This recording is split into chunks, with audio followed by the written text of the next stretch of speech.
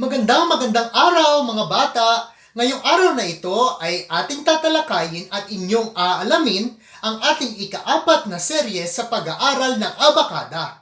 Ngayon mga bata ay pag-aaralan naman natin ang mga ponemang katinig tulad ng titik R, titik S, titik T, titik W at titik Y. Handa na ba kayo? Kung handa na, maupo ng maayos, makinig at matuto.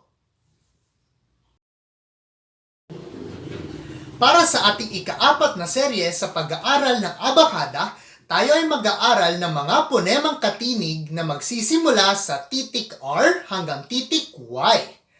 Ang bawat ponemang ito ay mayroong ponemang katinig o tunog. Halimbawa, ang titik R ay R, ang titik S ay S, ang titik T ay T, ang titik W ay W, at ang titik Y ay Y.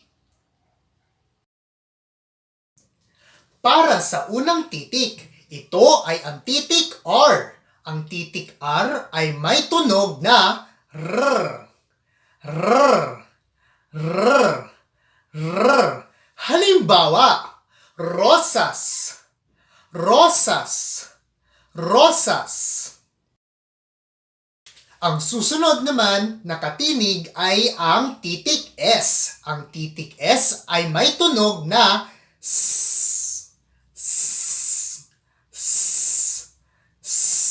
Halimbawa, sampagita, sampagita, sampagita. Ang ikatlong titik na ating pag-aaralan ngayon ay ang titik T. Ang titik T ay mayroong ponemang katinig o tunog na T, T, T. Halimbawa, trumpo, trumpo, trumpo. Ang susunod na titik ay ang titik W. Ang titik W ay binibigkas na may tunog na W. W. W. Halimbawa, watawat, watawat, watawat. Ito mga bata ay isang halimbawa ng watawat ng ating bansa. Ito ay ang watawat ng Pilipinas. At ang huling titik naman sa alpabetong Filipino o ang abakada na bumubuo sa 20 letra ay ang titik Y. Ang titik Y ay may tunog na Y. Y. Y. Y. Halimbawa, yoyo, yoyo, yoyo. Ang ating watawat ay nagsisimula sa titik W. At alam nyo ba mga bata na ang sampagita, trumpo at yoyo ay purong simbolismo ng ating pagka-Pilipino.